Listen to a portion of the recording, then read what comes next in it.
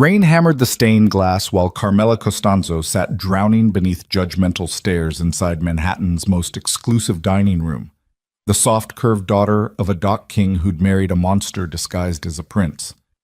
3 years of frozen beds and hollow smiles shattered the night she overheard her husband laughing with his mistress. "She's not my wife, she's camouflage. As long as I'm married to Lorenzo's fat daughter, the ports belong to me." But the shy woman begging for love died in that hallway, and Lorenzo Costanzo's daughter finally woke up. If you want to see how far revenge can travel when a woman stops apologizing for existing, stay until the end. Hit that like button and drop your city in the comments so I can see how far this story reaches. The rain started 3 hours before Carmela Costanzo's marriage officially died. She stood outside this private lounge at Le Nocturne wearing a black velvet gown that cost $8,000, but made her feel like she was drowning in fabric. The dress was supposed to hide her. Everything she wore was supposed to hide her. Oversized sleeves, high necklines, anything that kept Manhattan's mafia elite from noticing that Lorenzo Costanzo's only daughter didn't fit their idea of what power was supposed to look like. Inside the lounge, someone laughed. Carmela recognized that laugh immediately. It belonged to Damian Valenti, her husband of 3 years, the devastatingly handsome underboss who looked like old Hollywood money and moved through rooms like he owned the oxygen. Women stared at him everywhere they went. Men either feared him or wanted to be him. And Carmela? She'd spent 1,000 nights wondering why he'd chosen her at all. She pressed closer to the doorframe, her pulse hammering beneath expensive perfume and shame. "You're really going to keep playing house with her?" A woman's voice purred through cigar smoke. Serafina Vale, blonde, sculptured, the kind of beautiful that made Carmela feel invisible even when she was standing right there. Damian's voice came next, smooth and cold. "It's not playing house, baby. It's strategy." Carmela's breath caught. "Strategy?" Serafina laughed. "You married her." "I married her father's empire," Damian corrected. "Lorenzo controls every major shipping lane on the East Coast. The docks, the unions, the cargo routes, all of it flows through him. And the old bastard doesn't trust anyone except blood." Silence stretched for 3 seconds. Then Serafina spoke again, softer this time. "So, what is she to you?" Damian didn't hesitate. "Camouflage. As long as I'm married to Lorenzo's fat daughter, the ports belong to me. Once the old man dies and I've consolidated control, I'll make the divorce quiet. Give her some money, ship her off to Europe. She'll cry for a month, then fade away like she was never here." Carmela's knees buckled.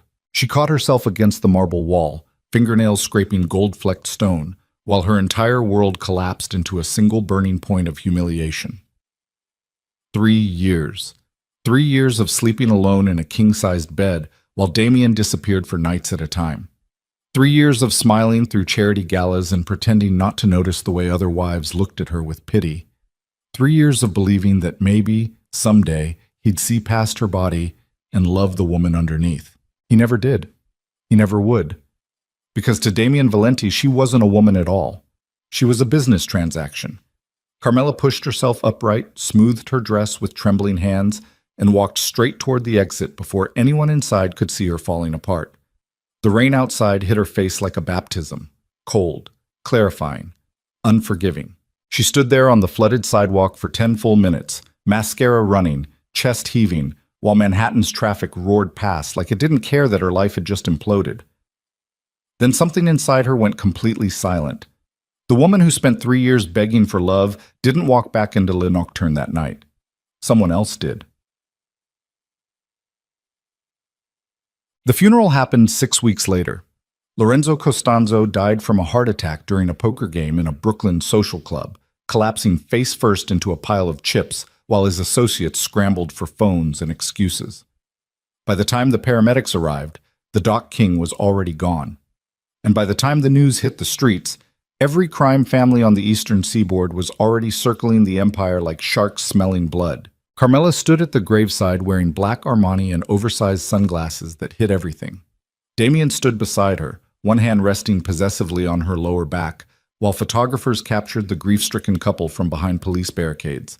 He looked perfect, tailored wool suit, clean-shaven jaw, eyes appropriately red-rimmed for a man mourning his father-in-law. He was performing. They both were. "You okay?" Damien whispered as the priest finished his final blessing. Carmela nodded without looking at him. "I'm fine." "Your father was a great man," Damien continued, his voice low and sincere for anyone listening nearby. "He built something that'll last forever, and I promise you, Carmela, I'll protect his legacy. Everything he worked for, everything he gave us. I'll keep it safe." She wanted to laugh. Instead, she just squeezed his hand and said exactly what a grieving daughter was supposed to say. "Thank you, Damien. I know you will." The cemetery emptied slowly. Black sedans peeled away one by one, carrying wise guys and politicians and union bosses back toward the city. Damien stayed close to Carmela's side, nodding at the right people, shaking hands with his father-in-law's oldest allies, positioning himself as the natural successor to Lorenzo's throne. What he didn't know was that Lorenzo Costanzo never trusted him. Not once. Not ever. 3 months before his death, the old Don had called Carmela into his study overlooking the Tribeca waterfront. She remembered the way he looked that night, gray-haired, barrel-chested, holding a tumbler of whiskey like it weighed nothing. "Sit down, baby girl," he'd said. Carmela sat. Lorenzo studied her for a long time, the way fathers do when they're trying to decide how much truth their daughters can handle. "You know Damien doesn't love you." It wasn't a question. Carmela swallowed hard, cheeks burning. "Papa, stop," Lorenzo interrupted. "Don't defend him. Don't make excuses. I've been watching that boy for 3 years, and I know exactly what he is. A climber, a parasite. He married you to get close to me, and the second I'm gone, he'll bleed this family dry." Carmela's voice came out small and broken. "Then why did you let me marry him?" Lorenzo's expression softened. "Because you loved him. And I thought maybe I was wrong. Maybe he'd surprise me." He paused. "But I wasn't wrong.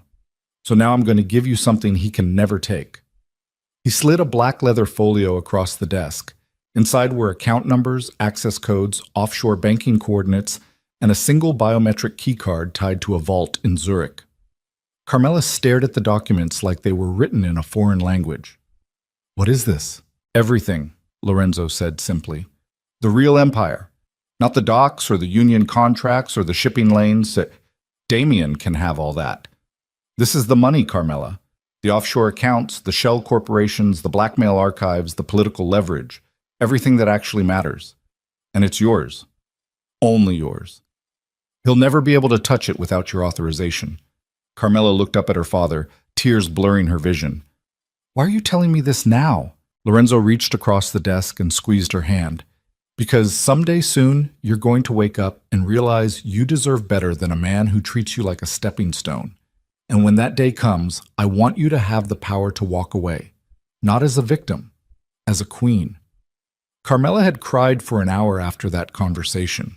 Now, standing at her father's grave, while Damien schmoozed with captains and consiglieres, she didn't cry at all. She just smiled. Damien left for the Hamptons the following weekend. He told Carmela it was business, some meeting with distributors who needed reassurance about the transition of power. She nodded, kissed his cheek, and told him to drive safely. Then she stood at their penthouse window and watched his black Mercedes disappear into Friday afternoon traffic. She waited 20 minutes, then she moved. The safe in Damien's office opened with a code he thought she didn't know.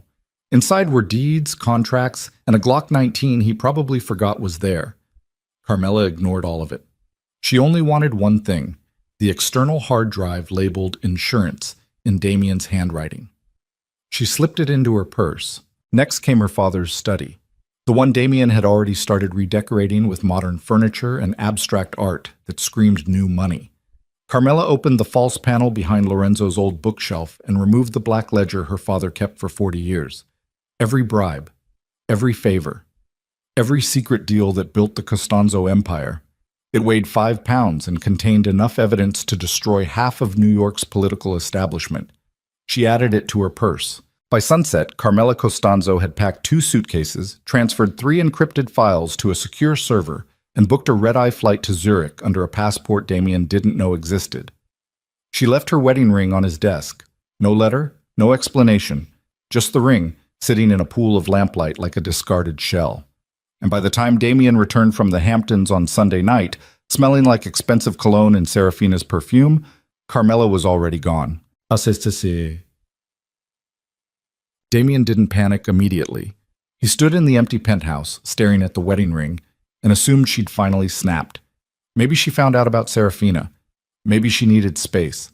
Either way, it didn't matter. Women like Carmela didn't just disappear. They cried, they yelled, they made scenes. Then they came crawling back because they had nowhere else to go. He tried calling her, voicemail. He tried her friends.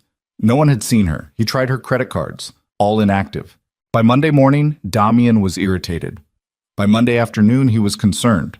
By Tuesday, he was terrified. Because that's when the account started freezing. It began with the offshore holdings in the Caymans, so access denied. Then the Swiss accounts, authorization required. Then the shell corporations in Luxembourg, Panama, and Singapore. One by one, every major financial artery connected to the Costanzo Empire locked down completely. Damien's lawyer made frantic calls to bankers in 6 different countries. The answer was always the same. Access required primary account holder authorization, and the primary account holder was Carmela Costanzo. "That's impossible," Damien snarled during an emergency meeting with his consigliere, a gray-haired operator named Paulie Rizzo. "Lorenzo left everything to me. I'm his son-in-law. I run the docks. I control the unions." Paulie looked uncomfortable. "You control the infrastructure, boss, but the money was never technically yours." Damien's face went white. "What?" "Lorenzo set it up that way on purpose," Paulie explained carefully. "The shipping lanes, the contracts, the real estate, that's all in your name. But the cash, the offshore accounts, the leverage, he transferred all of it into biometric secured trusts, accessible only through Carmela." Damien stared at him like he'd just spoken a foreign language. "Why the hell would he do that?" Paulie hesitated. "Maybe he didn't trust you." The silence in the room turned sharp and dangerous. Damien's hands curled into fists. "Find her," he said quietly. "I don't care what it costs. I don't care who you have to pay. Find my wife and bring her home." But Carmela Costanzo wasn't coming home. She was sitting in a fortified estate overlooking Lake Zurich, drinking coffee and watching the sun rise over the Alps like a woman reborn. But the transformation didn't happen overnight. Carmela spent the first 2 weeks in Switzerland doing nothing but sleeping, crying, and staring at mountains. She'd spent so many years trying to shrink herself into something acceptable that she'd forgotten what it felt like to exist without shame. The shame was still there, carved into her bones, woven into her DNA. But for the first time in her life, she had space to breathe around it. She hired security first, not the kind of muscle Damien used, loud, flashy men who wore their violence like jewelry. Carmela wanted ghosts, professionals, the kind of people who disappeared into shadows and reappeared only when blood needed spilling. That's how she met Elias Kane. He was ex-military, ex-intelligence, ex-everything that mattered in the world of people who solved problems quietly. He showed up at her estate wearing a gray suit and no expression, laid a dossier on her kitchen table, and said exactly 4 words: "You need me." Carmela looked at the dossier. Inside were surveillance photos of Damien meeting with Russian syndicate bosses, leaked emails proving he'd been skimming from union pension funds, and recorded phone calls where he discussed selling Lorenzo's blackmail archives to federal prosecutors in exchange for immunity. She looked up at Elias. "Where did you get this?" "Your father hired me 6 months before he died," Elias said. "He knew Damien would move against you the second he was gone. He wanted insurance." Carmela's throat tightened. "Why didn't he tell me?" "Because he wanted you to choose this," Elias replied. "Not because he forced you. Because you decided you were done being a victim." Carmela stared at the man across from her, this stranger who somehow understood her better than her own husband ever did. "What do you want?" she asked quietly. Elias smiled for the first time. "To watch you burn his world down." The dockworkers' strike started in March. It began small, a few union representatives demanding better wages, safer conditions, healthcare coverage. Normal labor negotiations. But when the shipping companies refused to budge, The strike exploded overnight into a full-scale shutdown that paralyzed the entire eastern seaboard. Cargo ships sat frozen in the harbor. Containers stacked up like dominoes. Narcotic shipments rotted in customs lockdowns. Weapons deliveries vanished into bureaucratic black holes. And every day the strike continued, Damien Valenti lost millions. He stormed into union headquarters screaming threats, throwing furniture, demanding explanations. But the union reps just stared at him with blank expressions and said the same thing over and over. The workers want what they're owed. What Damien didn't know was that every single union representative had received anonymous offshore payments doubling their strike fund. Payments that came from accounts Damien couldn't trace. Payments that kept the workers fed, housed, and motivated to hold their ground for as long as necessary. Carmela watched the chaos unfold from her estate in Switzerland, tracking every news report, every financial loss, every desperate move Damien made to stop the bleeding. It wasn't enough to destroy him. She wanted him to destroy himself. By April, Damien was hemorrhaging cash so fast he couldn't keep up. The other crime families started circling, smelling weakness. The commission called emergency meetings. Rival bosses made quiet offers to help, offers that came with interest rates designed to swallow him whole. Damien turned them all down. Instead, he went to the Russians. Viktor Sokolov ran the Bratva's New York operations out of a Brighton Beach nightclub that looked like a tomb decorated by someone who'd only seen wealth in photographs. He was a big man, 6'4", 260 pounds of scar tissue and prison tattoos. And he smiled at Damien like a shark smiles at a drowning swimmer. "You need money," Victor said. It wasn't a question. Damien nodded, hating every second of this. Temporary liquidity issue. The strike won't last forever. Victor laughed. "You know what I love about Americans? You think words make things sound better. Liquidity issue. You're broke, Damien. Just say it." Damien's jaw clenched. "I need a loan." "How much?" "50 million. Victor whistled low. "That's a lot of liquidity." He leaned back in his chair, studying Damien like a specimen under glass. "What's the collateral?" Damien hesitated. Then he said the words that sealed his fate. "Everything. The Tribeca properties, the Brooklyn warehouses, the Atlantic City casino holdings, all of it." Victor's smile widened. "Deal." They shook hands. Contracts were drawn up. Signatures were exchanged. And Damien Valenti walked out of that nightclub believing he'd just saved his empire. What he didn't know was that Viktor Sokolov didn't own the debt. Carmela did. Carmela. She'd purchased Victor's entire loan portfolio 3 weeks earlier through a shell corporation buried so deep in offshore banking structures that even the Russians couldn't trace it. Every dollar Damien borrowed, every property he signed over as collateral, all of it flowed directly into accounts controlled by the woman he'd called Camouflage. Elias handed her the contracts in her study overlooking the lake. "He just gave you everything," Elias said quietly. Carmela stared at Damien's signature on the loan documents. "Not yet," she replied, "but he will." Summer turned Damien Valenti into something unrecognizable. The strike finally ended in June, but by then the damage was irreversible. Half his cargo clients had switched to competitors. The unions didn't trust him. The commission was watching his every move, waiting for him to slip so they could devour what remained. He started drinking. Not socially, not casually, the kind of drinking that turned mornings into blurry nightmares and afternoons into desperate attempts to stop shaking. His custom suits hung loose on his shrinking frame. His perfect jawline disappeared beneath stubble he forgot to shave. His eyes, once sharp and calculating, became hollow and paranoid.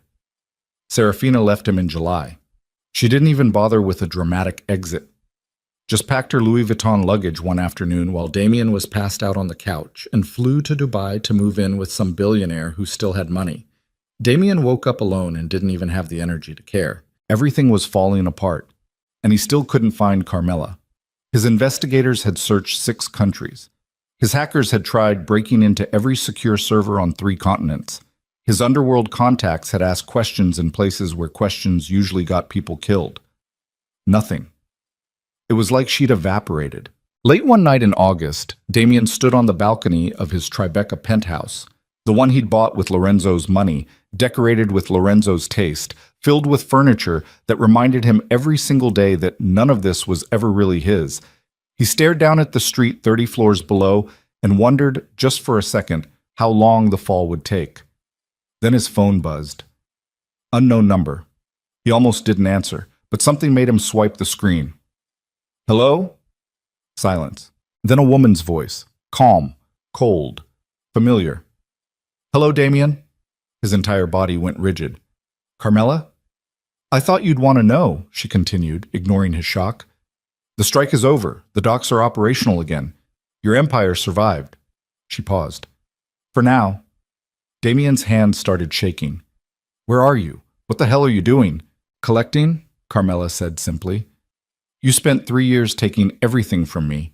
My dignity, my self-worth, my belief that I deserve to be loved. So now I'm taking everything from you. And unlike you, Damien, I won't stop until there's nothing left. You're insane. No, she interrupted. I'm awake. There's a difference. The line went dead. Damien stood there on the balcony, phone pressed against his ear, listening to empty static while his entire world collapsed into a single horrifying realization. His wife wasn't running. She was hunting, and he was the prey. Damien didn't sleep that night. He sat in the dark penthouse with a half-empty bottle of scotch and Carmela's voice echoing through his skull like a curse he couldn't shake. I'm taking everything from you. The words didn't sound like a threat. They sounded like a promise, like something that had already happened and he just hadn't realized it yet. By 3 a.m, he was on the phone with Paulie Rizzo. I need you here, now. Paulie arrived 20 minutes later wearing sweatpants and a wrinkled t-shirt, looking like a man dragged out of bed by someone who'd forgotten how to ask nicely. He found Damien standing at the floor-to-ceiling windows, staring down at Tribeca like he was searching for answers in the streetlights. Boss, it's 3 a.m. She called me, Damien said without turning around. Paulie went very still. Carmela? Who the hell else? Damien's voice came out raw and jagged. She said she's collecting.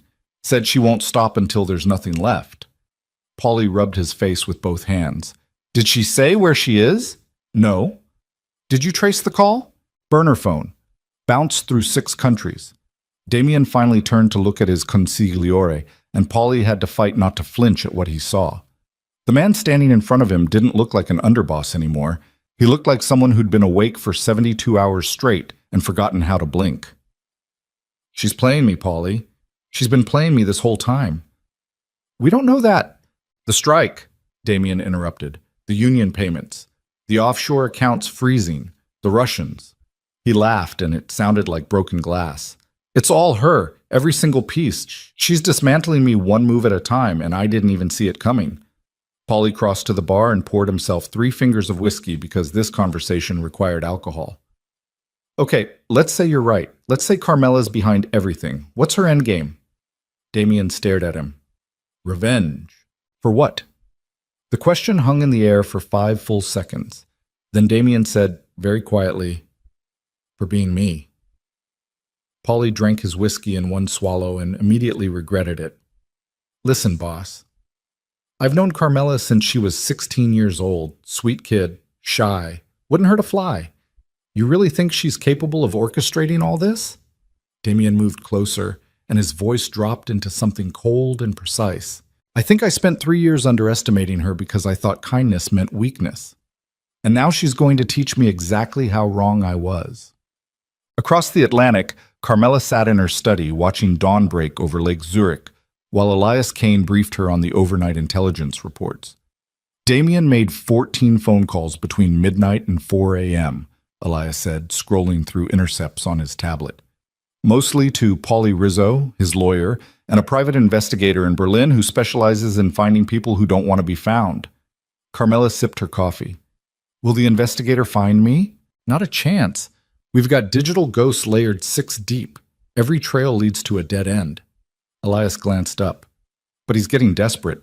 Desperate men make mistakes. Good, Carmela said. I want him making mistakes. Elias studied her for a moment. This woman who'd transformed from a frightened housewife into something sharp and dangerous in the space of 4 months. She wore tailored silk now instead of shapeless velvet. Her hair was shorter, sharper. Her posture had changed. Everything about her radiated a quiet confidence that hadn't existed when she first arrived in Switzerland. Can I ask you something? Elias said. Carmela nodded. How far are you planning to take this? She looked at him over the rim of her coffee cup. What do you mean? I mean, Damien's already bleeding. His empire's collapsing. His reputation's destroyed. You've won. Elias leaned forward. So where does this end? Carmela set her cup down very carefully. It ends when he understands what it feels like to be erased, to be invisible, to be nothing. Her voice stayed perfectly calm. It ends when he's sitting in a room full of people who used to fear him and realizes that none of them even remember his name. Elias nodded slowly. Okay then. Does that bother you? Carmela asked. No, Elias said honestly. I just wanted to make sure you knew what you were building. What am I building? Elias smiled. His funeral. The next move came 3 days later. Damien received a formal notice from Viktor Sokolov's lawyer stating that due to ongoing financial irregularities, the collateral on his $50 million loan was being called in immediately. Every property Damien had signed over, the Tribeca buildings, the Brooklyn warehouses, the Atlantic City casino holdings, now belonged to the Bratva. Damien read the letter 4 times before his brain accepted what it was saying. Then he called Victor directly. What the hell is this? Victor's voice came through the speaker sounding almost apologetic. Business, my friend. Nothing personal. We had a deal. We had terms, Victor corrected. Terms you violated when your account started bouncing. I gave you capital. You promised returns. Instead, I'm watching you circle the drain while my investors ask uncomfortable questions. He paused. So now I'm taking what's mine before there's nothing left to take. Damien's hands shook so badly he almost dropped the phone. Victor, listen to me. I can fix this. Give me 2 weeks. 2 weeks? Victor laughed. Damien, you don't have 2 days. The commission's already talking about replacing you. The other families are carving up your territory like a Thanksgiving turkey. You're finished. I'm not finished. Yes, Victor said gently. You are. The line went dead. Damien stood in his office staring at the phone like it had just told him he was dying, which, in a way, it had. In their world, once the commission started talking about replacements, you had maybe 48 hours before someone put a bullet in your skull, just to keep things tidy. He needed leverage. He needed insurance. He needed something that would make him too valuable to kill. And then he remembered Lorenzo's ledger. The old Don had kept detailed records of every dirty deal, every bribe, every skeleton in every closet across 40 years of criminal enterprise.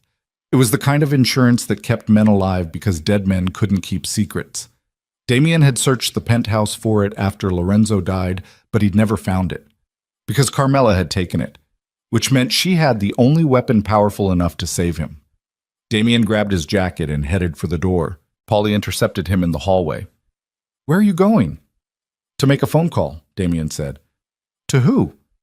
Damien looked at his consigliere with eyes that had gone completely flat.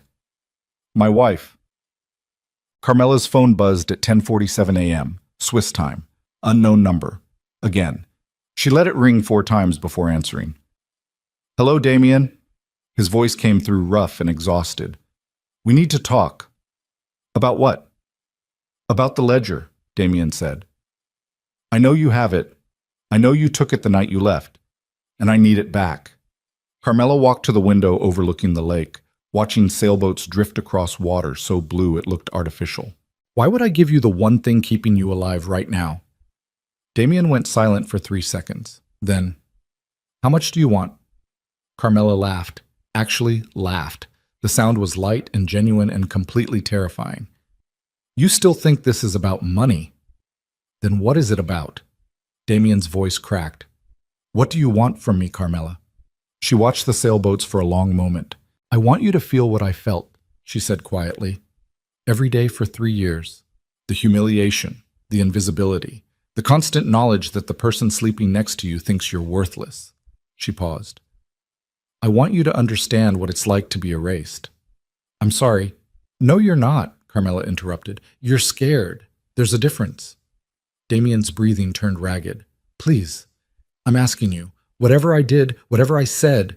You called me camouflage, Carmela said, and for the first time her voice carried actual emotion, not anger, something colder. You told your mistress I was too fat to be a real wife. You laughed about how pathetic I was. And you did it in a restaurant where anyone could have heard you because you didn't think I mattered enough to be careful. Silence stretched across the transatlantic connection. I was drunk, Damien said finally. I didn't mean, yes, you did, Carmela said. That's the problem. You meant every word, and now you get to live with the consequences. She hung up. Damien stared at his phone, and something inside him finally snapped. He threw it across the room so hard it shattered against the marble fireplace. Polly, who'd been listening from the doorway, didn't move. Feel better? Polly asked. Damien turned on him with wild eyes. She's destroying me. Yeah, Polly said. She is. So what do I do? Polly poured them both drinks and handed one to Damien. You have two options. Option 1, you run. Disappear. Start over somewhere the commission can't reach you. South America, maybe. Southeast Asia. I'm not running. Then option 2, Polly continued. You go to the commission and tell them everything. Confess that you've lost control of the Costanzo assets. Ask them to intervene. Damien drank his scotch in one burning swallow. If I do that, they'll kill me for incompetence. Maybe, Polly admitted. Or maybe they'll see an opportunity. Carmela has the ledger. The ledger has enough dirt to bury half the families in New York. If the commission can get their hands on it, they'll control the entire eastern seaboard. Damien stared at him. You want me to offer my wife as bait? I want you to survive, Polly said bluntly. And right now, she's the only card you have left to play. The commission meeting happened in a private room at a Brooklyn steakhouse that looked like it hadn't been redecorated since 1973. Wood paneling, red leather booze, oil paintings of horses that nobody actually liked, but everyone pretended to admire. Damien sat at the head of the table, surrounded by 5 men who collectively controlled every major criminal operation from Boston to Baltimore.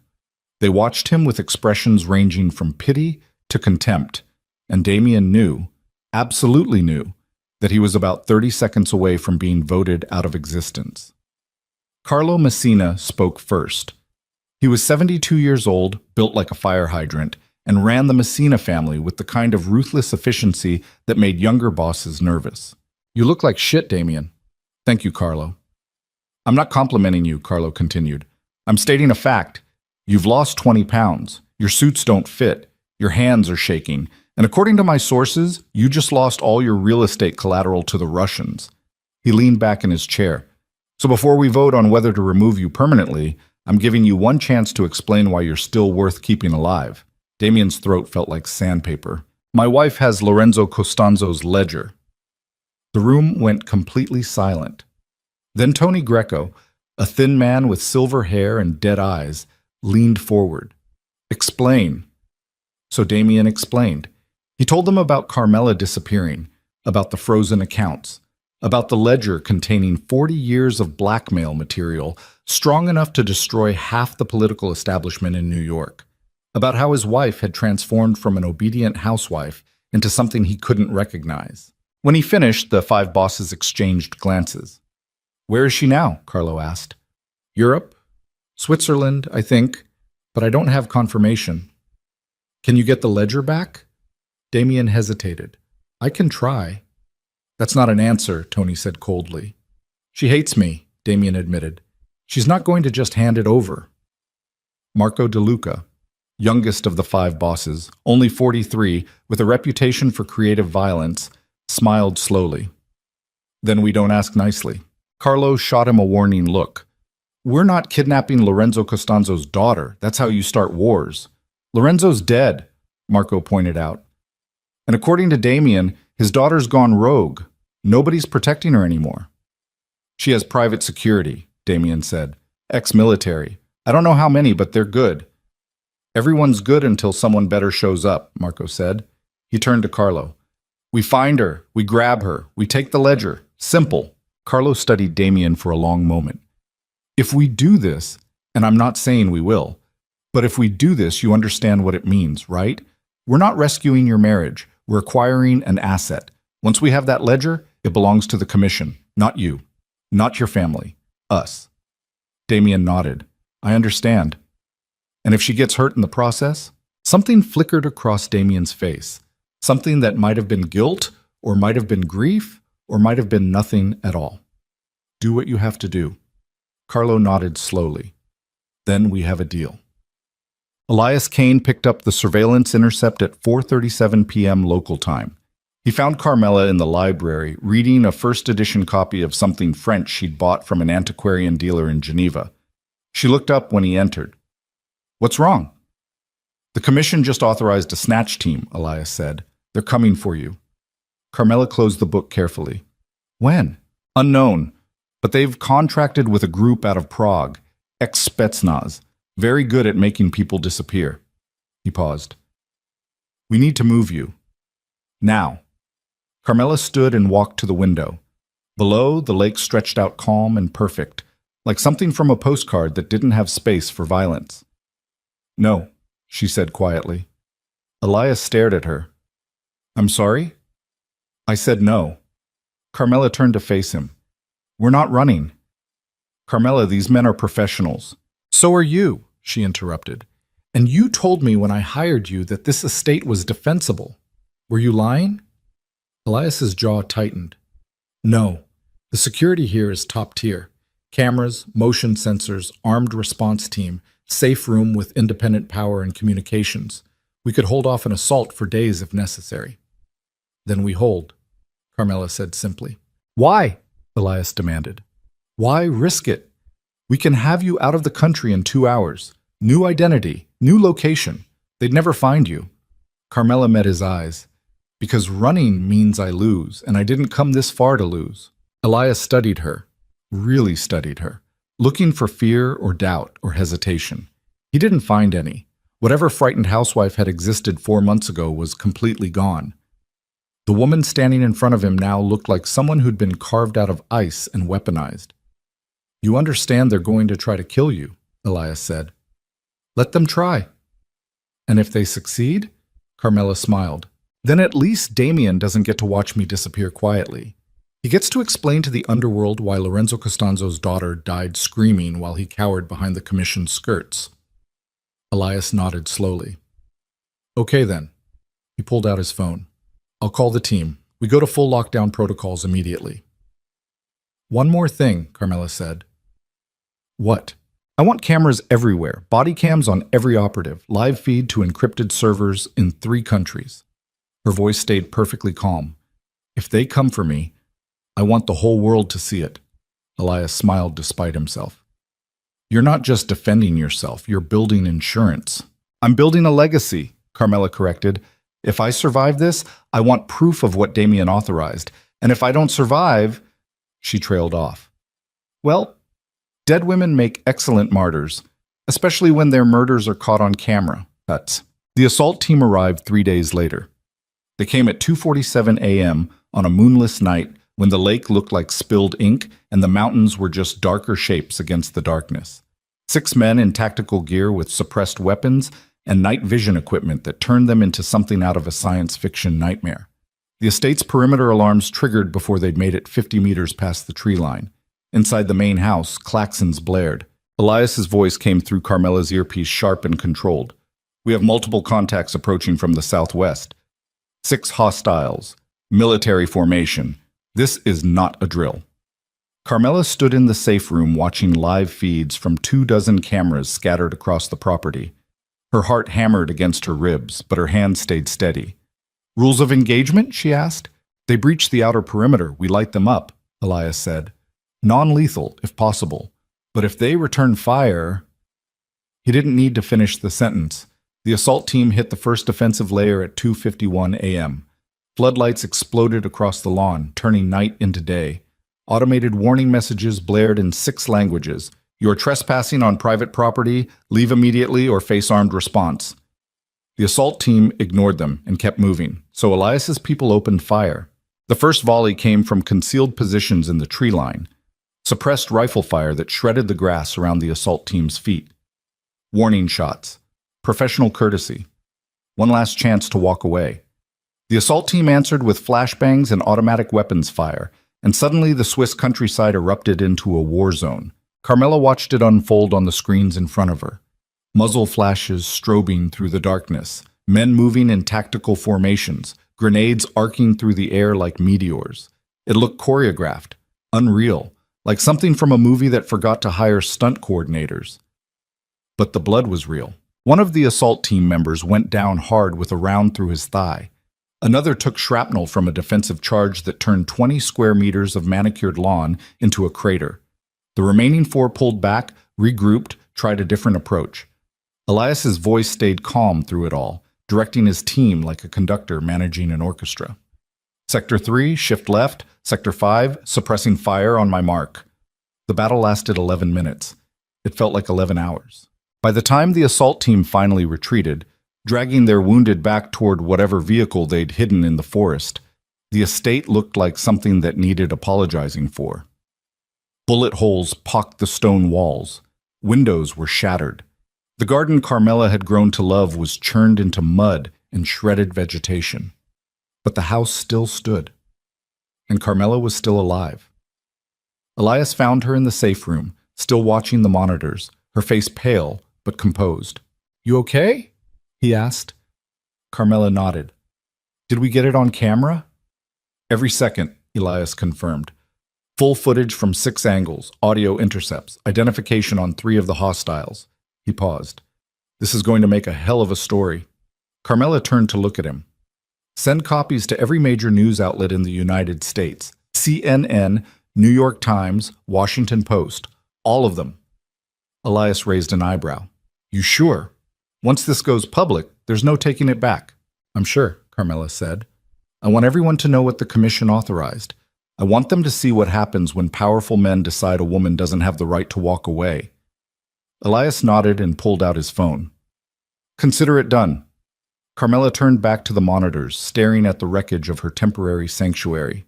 She'd spent 3 years being invisible. Now the whole world was about to learn her name.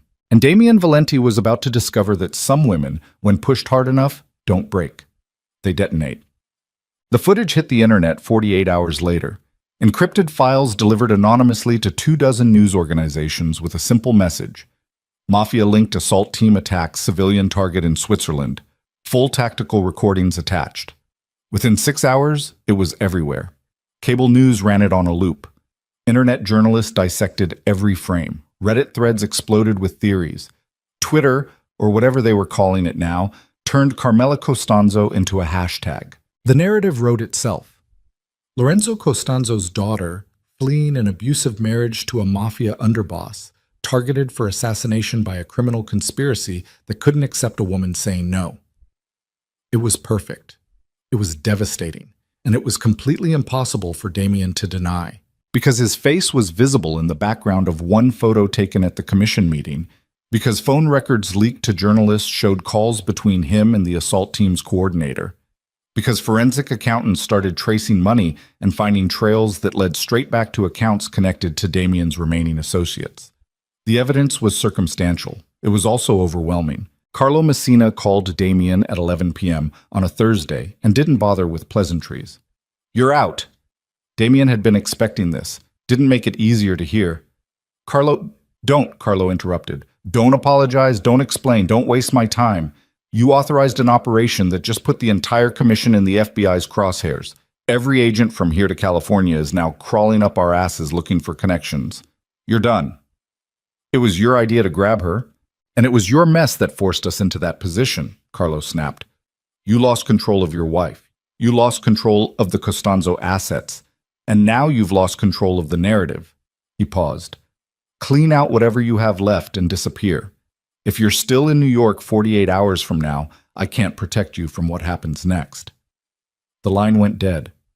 Damien sat in the dark penthouse holding a phone that had just pronounced his death sentence. He'd lost everything.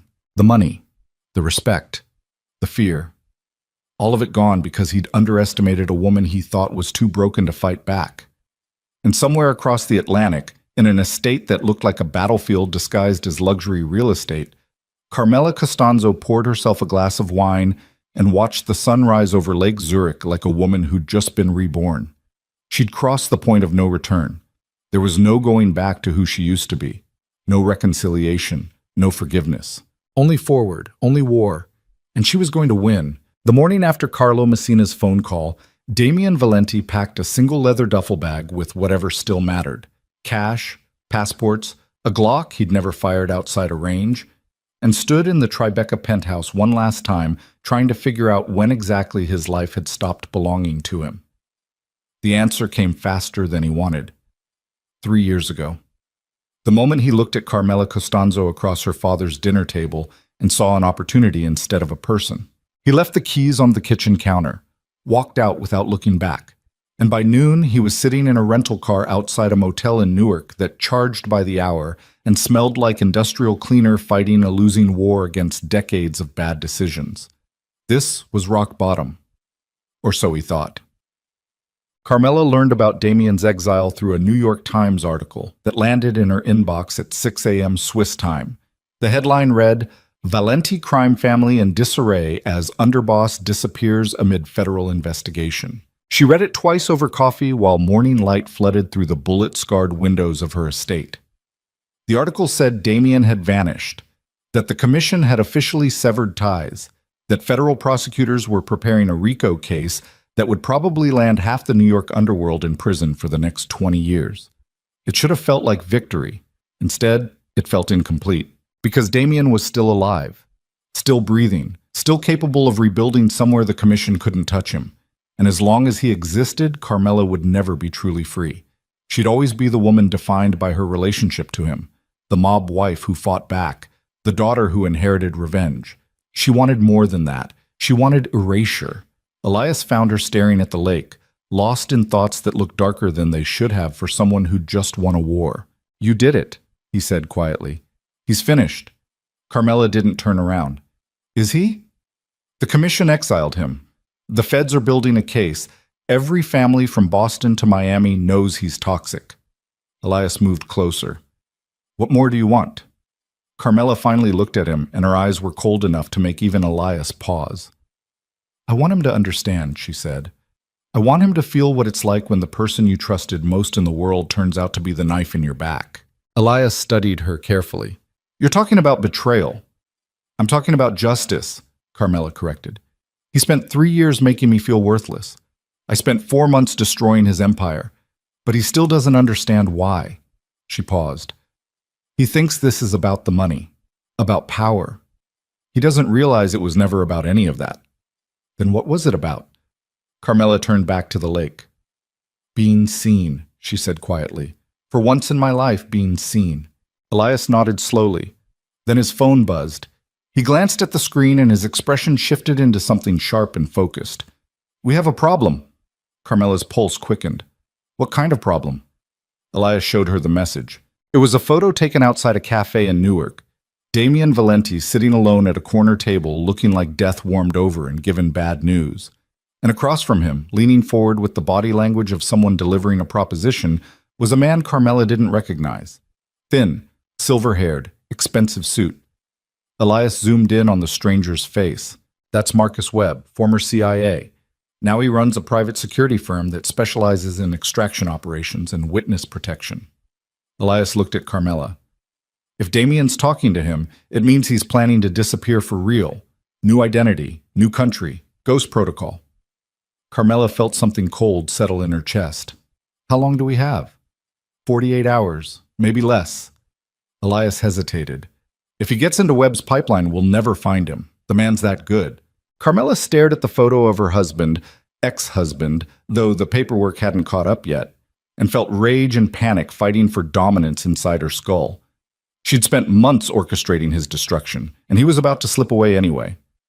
"Can you stop it?" she asked. Elias met her eyes. "That depends on how far you're willing to go." Oh, the plan came together in 6 hours. Elias had contacts. The kind of people who lived in shadows and solved problems that couldn't be solved legally. He made calls, transferred cryptocurrency, pulled favors from old colleagues who owed him blood debts. By midnight, everything was in place. Carmela sat in the safe room watching live satellite feeds of the Newark motel where Damien had been hiding. The image was grainy, but clear enough to see him pacing his room like a caged animal that had forgotten it used to be Apex. "We go tonight," Elias said. "Webb's people are scheduled to pick him up tomorrow morning. If we wait, we lose our window." Carmela nodded. "What's the play?" "We grab him, bring him here, let you finish this face to face." Elias paused. "But you need to understand something. Once we cross this line, there's no walking it back. We're talking about kidnapping, international transport. If this goes sideways, you're not just fighting the commission anymore. You're fighting governments." Carmela looked at him. "I stopped caring about lines 4 months ago." Elias smiled. "I was hoping you'd say that." The extraction happened at 3:17 a.m. Damien was asleep when the door to his motel room exploded inward. He rolled out of bed reaching for the Glock on the nightstand, but a flashbang grenade detonated before his fingers touched metal. The world turned into white noise and blindness. When his vision cleared, 3 men in tactical gear were standing over him. One of them spoke in accented English. "Damien Valenti, you're coming with us." Damien tried to fight, managed to land one solid punch before someone hit him with a taser that turned his nervous system into fireworks. He went down hard, twitching and gasping, while zip ties secured his wrists behind his back. A black hood went over his head. Then nothing but movement and muffled voices and the sensation of being cargo. He woke up 12 hours later on a private jet, somewhere over the Atlantic. The estate looked different in daylight. Damien noticed that first. The bullet holes in the stone walls, the churned-up garden. The tactical operator's standing guard like this was a military installation instead of a Swiss villa. They walked him through the front door with his hands still zip-tied and the hood finally removed. His eyes adjusted slowly to the interior light.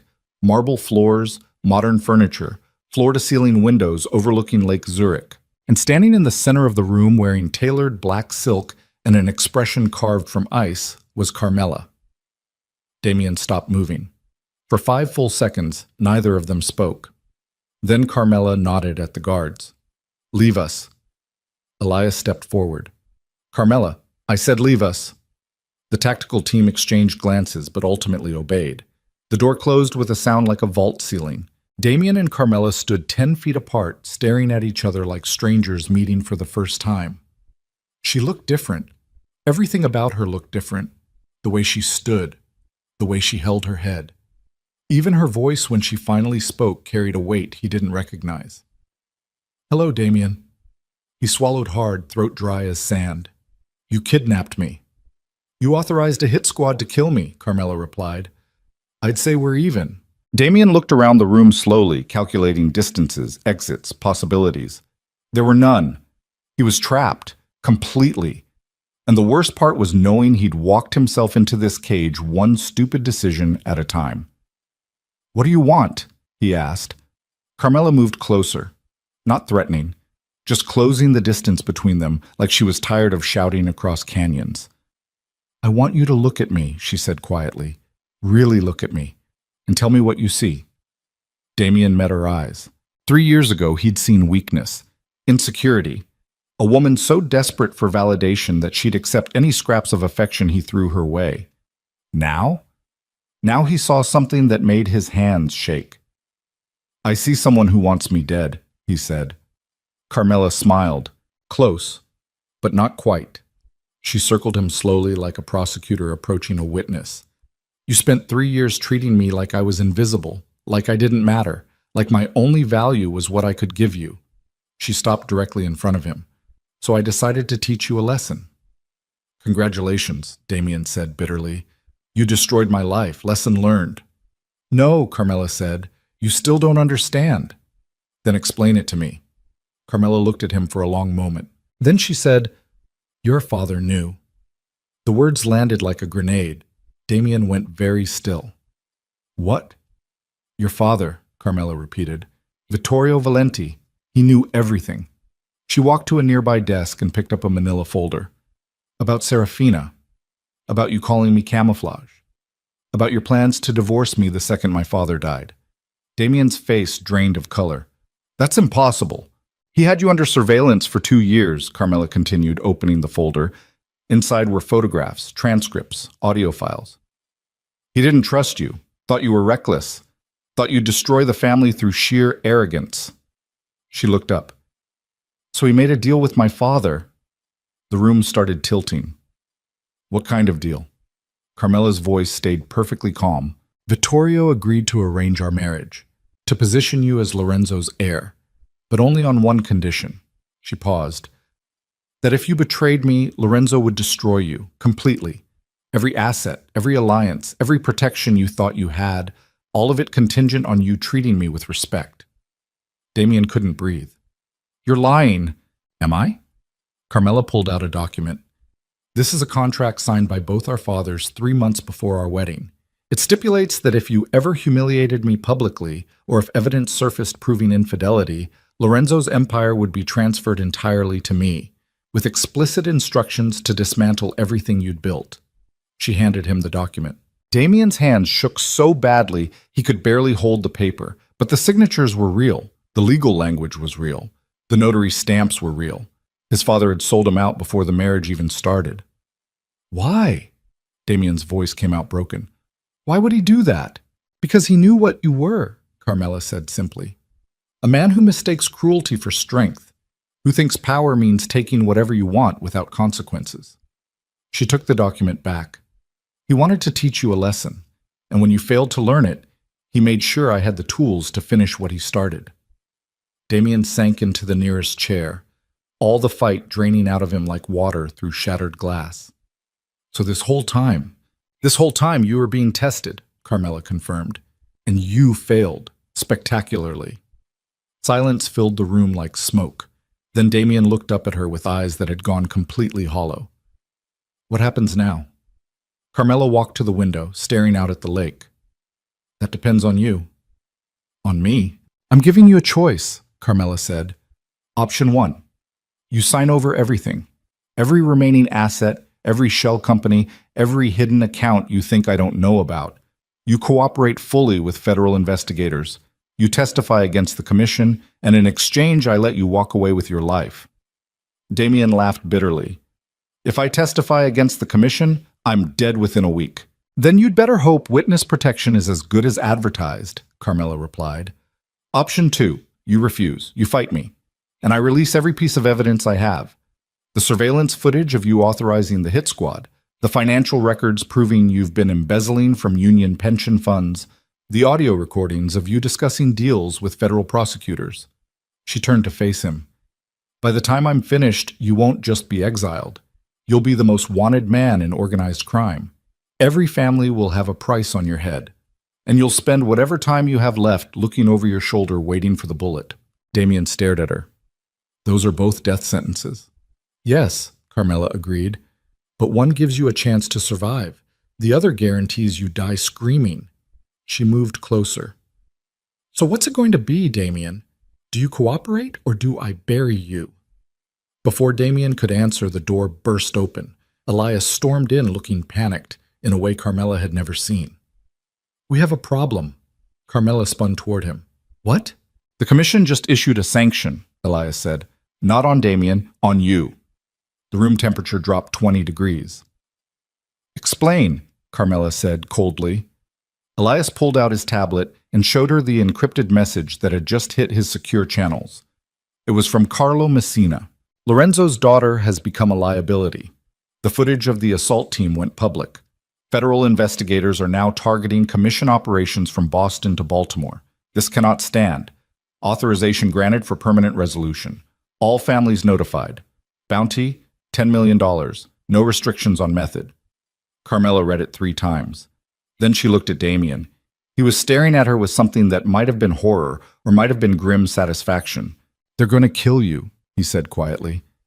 Because of the footage I released, Carmela said, piecing it together. Because I made them look weak. Because you embarrassed them, Damien corrected. In this world, that's worse than murder. He leaned back in his chair. You thought you were playing chess. But the commission doesn't play games. They erase problems.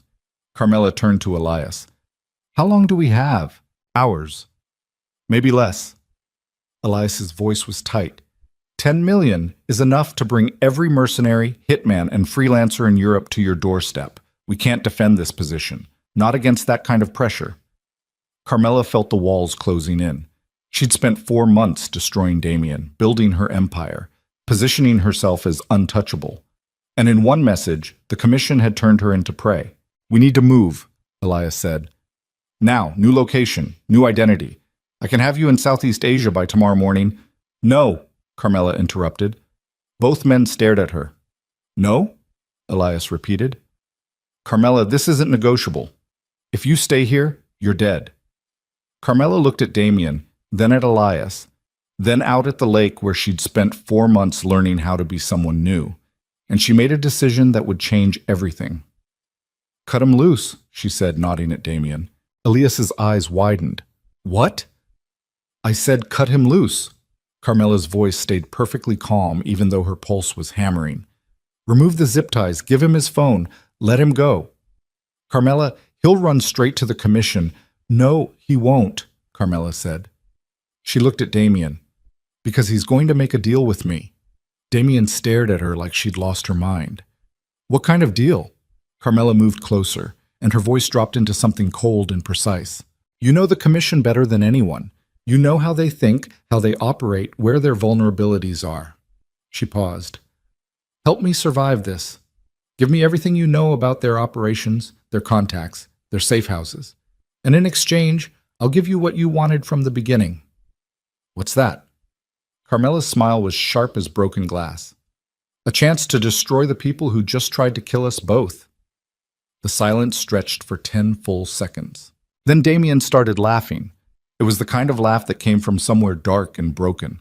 The laugh of a man who just realized the universe had a sense of humor, and it was targeted directly at him. You're insane, he said. I'm desperate, Carmela corrected. There's a difference. They'll kill us both. Oh, they're already trying to kill us both, Carmela interrupted. The only question is whether we die separately and accomplish nothing, or whether we die fighting and take them down with us. Damien looked at Elias. You're okay with this? Elias's expression was unreadable. I'm okay with her staying alive. If that means partnering with you, then yes, I'm okay with it. Damien turned back to Carmela. And after? If we somehow survive this, what happens to me? Carmela met his eyes. You disappear, new identity, new country, and we never see each other again. She paused. But you get to live, which is more than the commission's offering either of us right now. Damien sat there for a long time, weighing his options. Then he held out his wrists. Cut the ties. Elias hesitated. Carmela nodded. The zip ties fell away. Damien rubbed his wrists, staring at the woman who destroyed his life and was now offering him salvation in the same breath. Where do we start? He asked. Carmela walked to the desk and pulled out a map of the northeastern United States covered in pins and annotations. We start, she said quietly, by making the commission regret they ever underestimated Lorenzo Costanzo's daughter. And for the first time since this nightmare began, Damien Valenti looked at his wife and felt something other than contempt. He felt fear, because the woman standing in front of him wasn't playing games anymore. She was fighting for her life, and she'd just turned him into her most dangerous weapon. The war room took shape in 40 minutes. Elias cleared the dining table and spread intelligence reports across the marble surface like they were planning an invasion, which, in a way, they were. Damien stood on one side looking like a man who'd just signed a deal with the devil and was waiting to see if hell had a return policy. Carmela stood on the other side with her arms crossed, watching him with eyes that said she still didn't trust him, but was willing to use him anyway. Smart woman. The commission has 5 primary enforcement crews, Damien said, pointing at the map. Boston, Newark, Philadelphia, Baltimore, and their main operation in Brooklyn. Each crew runs independently but reports to Carlo Messina. He's the spider in the center of the web. Elias marked each location with a red pin. How long before they mobilize? They're already moving, Damien replied. Carlo doesn't wait. He makes a decision and executes immediately. He looked at Carmela. You've got maybe 12 hours before the first wave hits this estate, and they won't send another amateur team from Prague. They'll send pros, the kind who don't miss. Carmela's jaw tightened. So we hit them first. Both men looked at her. Both men looked at, hit them? Damien repeated. You understand we're talking about the commission, right? 5 crime families with centuries of infrastructure. I don't care if they've been operating since the Crusades, Carmela interrupted. They issued a $10 million bounty on my head. That means every enforcer, every associate, every connected lowlife from here to Boston is hunting me right now. She leaned over the map. So we don't wait for them to come. We make them bleed first. Elias studied her carefully. What did you have in mind? Carmela pointed at the Brooklyn pin. Carlo Messina. You said he's the center, so we cut the head off. Dead silence filled the room. Then Damien started laughing again, that same broken sound that made him sound like a man who'd forgotten how sanity worked. You want to assassinate Carlo Messina, he said, in Brooklyn, where he's protected by 36 soldiers and a security system that makes the Pentagon look accessible. I want to make him vulnerable, Carmela corrected. There's a difference. How? Carmela looked at Damien. You're going to call him. The laughter died instantly. Excuse me? You heard me, Carmela said. You're going to call Carlo and tell him you have something he wants, something valuable enough to bring him out into the open. Damien's face went pale.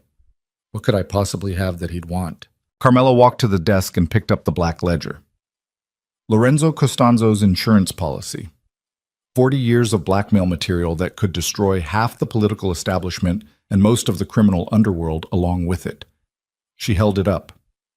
This, Elias inhaled sharply. Carmela, it's the only leverage we have, she said. Carlo wants it. The commission wants it. Every family wants it. So we use it as bait. Damien stared at the ledger like it was a live grenade. You're serious? Completely. If we give him that ledger, we're not giving him anything, Carmela interrupted. We're making him think we're going to give it to him. And when he shows up to collect, we end this. Elias crossed his arms. Define end this. Carmela met his eyes. However, we have to. The room went quiet again. Then Damien said very carefully, You're talking about killing a commissioned boss. That's not something you walk away from. Every family from coast to coast will come for you. They're already coming for me, Carmela pointed out. At least this way I take Carlo with me. Damien looked at Elias. Talk her out of this. But Elias just shrugged. I work for her, not the other way around. He turned to Carmela. If you want to do this, we'll make it happen. But you need to understand the odds. Even with perfect execution, we're talking about a 70% chance this ends with all of us dead. What about the other 30%? Carmela asked. Elias smiled grimly. We become legends. The call happened at 4 p.m. Swiss time. Damien sat at the dining table with a burner phone in one hand and his other hand shaking so badly he had to press it flat against the marble to keep it steady. Carmela stood beside him with the ledger open, showing him exactly what pages to reference. Elias monitored the call from his tablet, ready to trace any attempt at a location lock. Damien dialed. Carlo Messina answered on the third ring. You've got a lot of nerve calling me, Damien. His voice came through cold and flat. The voice of a man who'd already decided you were dead and was just waiting for the body to catch up with the paperwork. I know, Damien said. His voice came out steadier than Carmela expected. But I have something you want. I doubt that. Lorenzo Costanzo's ledger, Damien said. The real one, not copies, the original. Silence stretched across the transatlantic connection. Then Carlo said, Bullshit. Page 47, Damien continued, reading from the notes Carmela had prepared. March 1997. You paid $200,000 to Judge Raymond Kowalski to dismiss racketeering charges against your nephew. The payment went through a shell company called Redstone Holdings. The account number is 4471-B-9023. More silence. More, page 82, Damien continued. August 2003. You authorized the execution of Daniel Ricci after he threatened to testify about the Newark port scandal. The hit was carried out by Vincent Greco. They buried the body in a construction site in Hoboken that's now a luxury condo building. Carlo's breathing changed. Where did you get that? Lorenzo, Damien said simply. He kept records of everything, every deal, every murder, every skeleton in every closet from Boston to Miami. He paused. And Carmela has it. Then why are you calling me instead of her? Because she wants to make a deal. Carlo laughed. It sounded like gravel being poured down a metal chute. Your wife put a $10 million target on her own head by releasing that assault footage. Now she wants to negotiate? She wants to survive, Damien corrected. And she knows the only way to do that is to give you something valuable enough to call off the bounty. The ledger. The ledger, Damien confirmed. Silence again. Then Carlo said, "Where and when?" They chose an abandoned warehouse in Red Hook because it was public enough to discourage an immediate execution, but private enough to keep federal eyes away. The meeting was set for midnight, neutral ground, no more than 5 people per side. The exchange would happen in the center of the building under floodlights, so nobody could hide in shadows. It was a trap. Both sides knew it was a trap. The question was who would spring theirs first. Carmela spent the afternoon preparing. She changed into tactical clothing, black pants, reinforced jacket, boots that could handle running or fighting. Elias outfitted her with a concealed vest that would stop most handgun rounds, but felt like wearing a straitjacket made of Kevlar and broken promises. "You don't have to be there," Elias said while checking her gear. "I can handle the exchange?" "No," Carmela said. "Carlo needs to see me, needs to look me in the eyes and know I'm not afraid of him." "Are you?" Carmela met his gaze. Terrified, but he doesn't need to know that. Elias nodded and handed her a Glock 19. "You know how to use this?" "My father taught me when I was 12, Carmela said. She checked the magazine, chambered around, and tucked it into the holster at her hip. "He said women in our world needed to know how to protect themselves because the men around us wouldn't always be there." "Smart man." "He was," Carmela agreed quietly. "Until he wasn't. Trust him." They flew into New York on a private jet at 9 p.m. The city looked the same as it always did from the air, a sprawling grid of lights and violence wrapped in concrete and steel. Carmela stared down at it through the window and felt something twist in her chest. She'd grown up here, married here, almost died here. Now she was coming back to finish it. The warehouse sat on the edge of Red Hook, overlooking the water. Rusted metal siding, broken windows. The kind of place where bodies turned up occasionally and nobody asked too many questions because asking questions in Brooklyn was a good way to become the next body. 3 black SUVs were already parked outside when they arrived. Carlo's people. Elias pulled their vehicle to a stop 50 yards away and killed the engine. He turned to look at Carmela and Damien sitting in the back seat. "Last chance to walk away," he said. Neither of them moved. "Okay then." Elias checked his weapon. "Rules of engagement. If shooting starts, you run. Don't try to be a hero. Don't try to fight. You run, and you keep running until you're somewhere safe. Understood?" Carmela nodded. Damien didn't respond.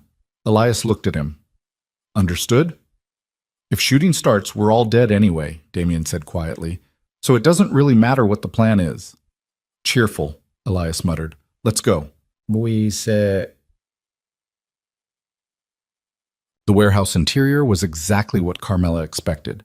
Concrete floor, steel beams, industrial floodlights that had been set up specifically for this meeting, casting everything in harsh white light that eliminated shadows and made everyone look like actors in a play nobody wanted to see. Carlo Messina stood in the center with 4 men flanking him.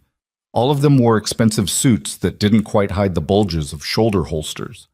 Carlo himself looked exactly like his photographs, 72 years old, built like a fire hydrant, with eyes that had watched people die and forgotten their names by morning.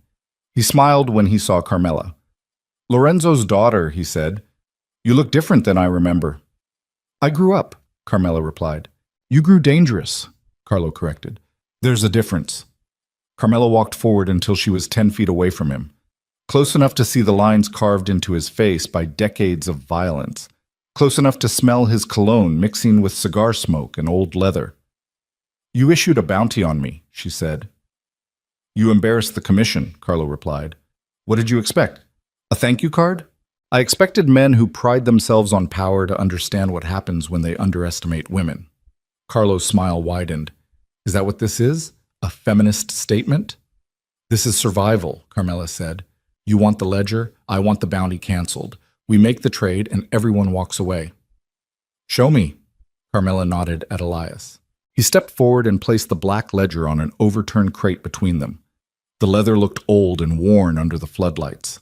40 years of secrets bound in cowhide and thread. Carlo gestured at one of his men. The enforcer, a thin guy with dead eyes and a face that looked like it had been broken multiple times, moved forward and opened the ledger. He spent 3 minutes flipping through pages, cross-referencing dates and names against something on his phone. Then he looked at Carlo and nodded. It's real. Carlo's expression didn't change. How do I know this is the only copy? You don't, Carmela said. But Lorenzo was old school. He didn't trust digital records. This is the original, the only one. You expect me to believe that? I expect you to recognize that if I had copies, I would have already released them, Carmela pointed out. I released the assault footage because I wanted to hurt you. If I had more ammunition, I would have used it. Carlo studied her for a long moment. Then he said, You've got guts, kid. I'll give you that. He gestured at his men. Take the ledger. The thin enforcer reached for it. That's when everything went wrong. Damien moved. He grabbed the Glock from Carmela's holster before anyone could stop him, raised it toward Carlo, and pulled the trigger 3 times in rapid succession. The sound was deafening in the enclosed space. 2 of Carlo's men went down immediately. The third took a round in the shoulder and spun sideways. Carlo himself dove behind the crate, surprisingly fast for a man his age. Elias was already moving, dragging Carmela backward while return fire erupted from Carlo's remaining enforcer. What the hell are you doing? Carmela screamed at Damien. But Damien wasn't listening. His face had gone blank and terrible. The face of a man who'd crossed a line and discovered he didn't care about the consequences. Finishing this, he said. Then he advanced on Carlo's position. More gunfire. More chaos.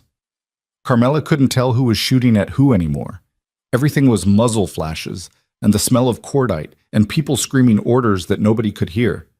Elias shoved Carmela toward the exit. Move! She stumbled forward, tripped over debris, caught herself, kept running. Behind her, the warehouse erupted into a full-scale firefight. Bullets shredded metal. Ricochets whined through the air. Someone was screaming, but she couldn't tell if it was pain or rage. They burst through a side door into the freezing November night. Elias pulled her toward their vehicle while his radio crackled with voices reporting contacts, casualties, exfil routes. Where's Damien? Carmela gasped. Forget him. Where is he? Elias looked back at the warehouse. Through the broken windows, they could see silhouettes moving through smoke and darkness. More gunfire. Then silence. Horrible silence. We need to leave, Elias said. Now! But Carmela couldn't move. She stood there staring at the warehouse while her husband, ex-husband, disappeared into violence he'd started and probably wouldn't survive. Then the front entrance exploded outward. Damien stumbled through the opening covered in blood that might have been his or might have been someone else's. He was still holding the Glock, still moving forward like a machine that hadn't received the message that it was broken. Carlo's remaining enforcer appeared behind him, raised his weapon. Carmela didn't think. She grabbed Elias's sidearm from his holster, raised it with both hands the way her father taught her, and fired. The round caught the enforcer's center mass. He went down hard. Damien turned, saw her standing there with the smoking gun, and something passed between them. Not forgiveness, not reconciliation, just recognition. 2 people who destroyed each other discovering they could still save each other anyway. Get in the car, Elias barked. This time, Carmela obeyed. Damien reached the vehicle 3 seconds later. They peeled out while sirens began wailing in the distance, and Red Hook transformed into a crime scene that would dominate headlines for weeks. They made it to a safe house in New Jersey before Carmela allowed herself to process what had just happened. Damien sat on a ratty couch in the basement, pressing a towel against a graze wound on his ribs. Elias was on 3 different phones coordinating extraction plans and damage control, and Carmela stood against the far wall staring at her hands like she'd never seen them before. She'd just killed someone. Actually killed them. The knowledge sat in her chest like broken glass. Elias finally hung up his phones and turned to Damien with murder in his eyes. What the hell was that? Damien looked up at him through sweat and exhaustion. Ending it. You were supposed to make the trade. There was never going to be a trade, Damien interrupted. You think Carlo was going to let any of us walk out of there alive? He was stalling, waiting for his backup to surround the building. He laughed bitterly. I just did what all of you were too naive to admit needed doing. Elias stepped forward. You endangered Carmela. I saved her, Damien snapped. Carlo's dead. I put 3 rounds in him before his men dragged him out. Even if he survives the night, he's finished. And without Carlo, the commission falls apart. He looked at Carmela. You wanted him destroyed. Congratulations. Mission accomplished. Carmela finally found her voice. You almost got us killed. We were already dying, Damien said. I just accelerated the timeline. And now every family from Boston to Miami will be hunting us. They were already hunting us, Damien interrupted. Now they're just doing it without leadership. He stood, wincing at the pain in his ribs. You wanted a war, Carmela. You wanted revenge. Well, here it is. This is what winning looks like. Blood and chaos and nobody walking away clean. Carmela stared at him and realized he was right. She'd spent 4 months orchestrating his destruction, dismantling his empire, teaching him what humiliation felt like. And somewhere along the way, she'd crossed a line she'd never intended to cross. She'd become exactly what she'd sworn she wouldn't become. Someone capable of violence, someone who could look another human being in the eyes and pull the trigger. What happens now? She asked quietly. Elias answered, Now we run. Carlos' people will regroup within hours. The commission will either collapse into a power vacuum or rally behind whoever's strong enough to take control. Either way, you're both targets until this settles. How long? Damien asked. Weeks, months, maybe never. Elias looked at Carmela. This is the rest of your life now. Looking over your shoulder, changing identities, never staying in one place long enough to feel safe. Carmela walked to the window and stared out at suburban New Jersey, stretching into darkness. She'd wanted justice. She'd gotten war. There's one more thing, Elias said quietly. Both Carmela and Damien turned to look at him. The ledger, Elias continued. In all the chaos, nobody secured it. Carmela's blood went cold. What? Carlos' people grabbed it during the firefight, Elias said, which means whoever takes over the commission now has 40 years of blackmail material and leverage. Damien closed his eyes. We're screwed. Not yet, Elias said. He pulled out his tablet. I've got something that might help. He showed them a video file. The timestamp read 11:53 p.m. The location tag read Red Hook Warehouse, and the footage showed everything. Damien shooting first, Carlos' men returning fire, the chaos, the violence. All of it captured in high-definition clarity from 3 different angles. You recorded it, Carmela said. I record everything, Elias replied. It's how I stay alive. He looked at her. This footage proves Carlos' people fired on you during a legitimate business negotiation. It proves Damien acted in self-defense. And more importantly, it proves the commission authorized violence against a civilian on U.S. soil. So what do we do with it? Damien asked. Elias smiled. We give it to the FBI. The words landed like a bomb. Carmela and Damien stared at him. You want us to cooperate with federal prosecutors? Carmela said slowly. I want you to survive, Elias corrected. And the only way you survive this is if the commission has bigger problems than hunting you. He gestured at the tablet. This footage is evidence, real evidence, the kind that starts RICO cases and ends with bosses dying in federal prison. If we give this to the FBI, we're marked forever, Damien said. We'll never be able to come back, never be able to show our faces anywhere the families operate. You're already marked, Elias pointed out. This just gives you protection while you disappear. Carmela looked at Damien. For the first time in 4 months, they were on the same side. Both of them hunted. Both of them desperate. Both of them staring at a choice that would define whatever time they had left. What do you think? She asked him. Damien met her eyes and said something she never expected. I think your father would be proud of you. Carmela's throat tightened. Why? Because you did exactly what he always wanted, Damien said quietly. You fought back, you refused to be erased, and you turned the entire criminal underworld upside down because they thought kindness meant weakness. He paused. He was right about you. I was wrong. Silence filled the basement. Then Carmela turned to Elias. Make the call. Elias nodded and pulled out his phone. And just like that, Carmela Costanzo and Damien Valenti became federal witnesses. The war wasn't over, but they just changed sides. The FBI safe house smelled like instant coffee and institutional disinfectant. Carmela sat at a metal table in a windowless room somewhere in Northern Virginia, while 2 federal prosecutors reviewed the footage Elias had handed over. They'd been watching for 40 minutes. Neither of them had said a word. They just kept rewinding, pausing, taking notes, exchanging glances that Carmela couldn't read. Damien sat across from her, looking like he'd aged 10 years in the past 12 hours. The graze wound on his ribs had been cleaned and bandaged by a federal medic who didn't ask questions and didn't make eye contact. His expensive suit was ruined, blood-stained, torn, a costume from a life that no longer existed. Finally, the lead prosecutor, a woman named Sarah Chen with sharp eyes and sharper questions, closed her laptop and looked at them. "This is enough," she said. Carmela's pulse quickened. "Enough for what?" "Enough to bring RICO charges against what's left of the commission," Chen replied. "Enough to flip 3 mid-level captains who will testify in exchange for reduced sentences. Enough to dismantle organized crime infrastructure that's operated in this city for 70 years. She paused. "But only if you're willing to cooperate fully." "Define fully," Damien said. "Everything," Chen said bluntly. "Every name, every location, every deal you witnessed or participated in.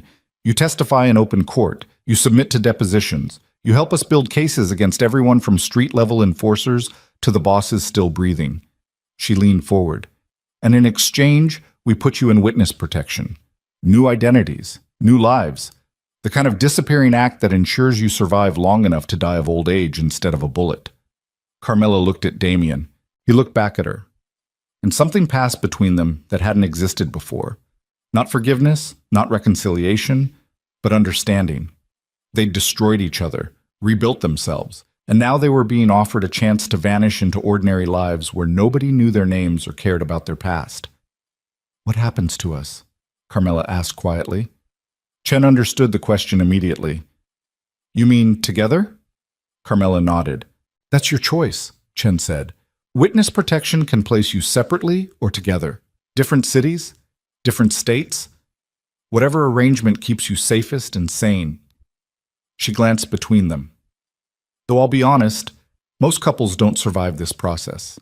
The stress, the isolation, the constant fear, it breaks people." "We're already broken," Damien said. Chen smiled without humor. "Then maybe you've got a chance." The debriefing lasted 6 days. They sat in separate rooms answering identical questions from different prosecutors, FBI agents, organized crime specialists. Every detail from the past 4 months was dissected, analyzed, cross-referenced. Bank records, shell corporations, offshore accounts, the assault in Switzerland, the meeting in Red Hook, Carlo Messina's condition, critical but stable, which meant he'd survived long enough to face federal charges. On the 7th day, Chen brought them news that changed everything. "Carlo's talking," she said. Carmela looked up from the coffee she'd been nursing for the past hour. "What?" "Carlo Messina. He's cooperating." Chen sat down across from them with a folder thick enough to be a weapon. 3 days ago, he was still refusing to say anything. Then yesterday, he found out the other commission bosses voted to cut him loose, decided he was too much of a liability, too much federal attention. She opened the folder. "So he flipped, started naming names, and one of those names was yours." Damien went very still. "Mine?" "Both of you, actually," Chen said. She pulled out a transcript. "According to Carlo, the assault team in Switzerland wasn't authorized by the commission. It was a rogue operation funded by someone else entirely." Carmela's stomach dropped. "Who?" Chen looked at Damien. "Your father." The room temperature plummeted 20 degrees. Damien stared at her like she'd just spoken a language he didn't recognize. "That's impossible. My father's been dead for 2 years. Your half-brother," Chen corrected. "Marcus Valenti. Apparently your father had a second family in Philadelphia that nobody in New York knew about. Marcus is 38, ex-military, smart, ambitious." She slid a photograph across the table. "And according to Carlo, he's been orchestrating a power play to take over both the Valenti and Costanzo territories by eliminating everyone in his way." Carmela picked up the photograph. The man staring back at her had Damien's jawline, their father's eyes, and an expression that suggested he'd learned violence young and never forgotten how to use it. "Why would he target me?" Carmela asked. "Because you have what he wants," Chen said. "The Costanzo fortune, the offshore accounts, the political leverage. As long as you're alive, you're an obstacle." She looked at Damien. "And you're collateral damage, a loose end from the old regime." Damien laughed bitterly. So my father's bastard son tried to kill both of us so he could inherit an empire that's already collapsed. Not collapsed, Chen corrected. Restructuring. Marcus has been quietly consolidating power while the commission fell apart. He's got crews in 3 cities, protection from federal prosecution through contacts your father built before he died. And he's still looking for you. Carmela set the photograph down carefully. Where is he now? That's the problem, Chen said. We don't know. He's gone dark. No electronic signature, no movement on any accounts we're monitoring. It's like he vanished. Elias, who'd been standing silently in the corner, finally spoke. He's waiting. Everyone turned to look at him. Waiting for what? Chen asked. For them to surface, Elias said, nodding at Carmela and Damien. He knows they're in protective custody, knows they're cooperating, so he's being patient, waiting for the moment they think they're safe. Then he'll move. Chen's expression hardened. We can protect them. No, you can't, Elias interrupted. Not from someone like Marcus. Ex-military means he knows how witness protection works, knows the protocols, the safe houses, the security procedures. He looked at Carmela. If he wants you dead, he'll find a way. Silence settled over the room like ash. Then Carmela said, So we find him first. Chen shook her head immediately. Absolutely not. You're witnesses, not operatives. I'm a target, Carmela interrupted, and I'm tired of running from men who think I'm too weak to fight back. She stood. You said Marcus wants what I have, the accounts, the leverage. So let's give him what he wants. You want to use yourself as bait, Elias said. I want to end this, Carmela corrected. For real this time. No more safe houses, no more waiting for the next assassination attempt. We draw him out. We finish it. And then we disappear. Damien was staring at her with something that might have been respect or might have been horror. You're serious? Completely. Chen looked at both of them for a long moment. Then she said, I'll need to clear this with my superiors. Clear it, Carmela said, because I'm doing this whether you help me or not. The trap took 3 days to set. They leaked information through carefully selected channels. Rumors that Carmela Costanzo was transferring her father's offshore accounts through a private bank in Manhattan, that she'd be present for the final authorization, that security would be minimal to avoid drawing attention.